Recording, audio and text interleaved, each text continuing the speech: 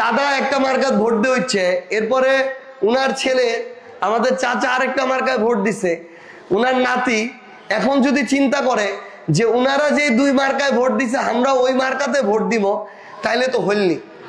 এটা তো অন্ধ ভক্ত হয়ে গেল, আমরা দাস হয়ে গেল, একটা দল এবং মার্কার আমরা দাস।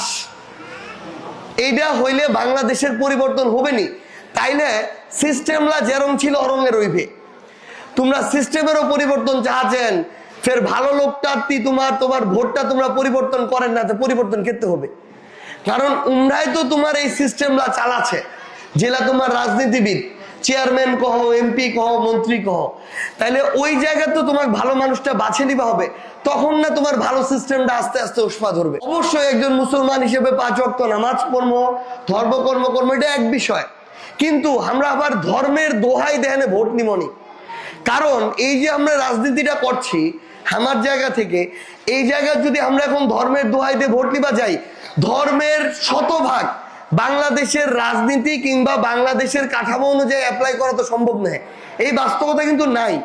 তাইলে এটা তো মোর অনেক বড় দায়।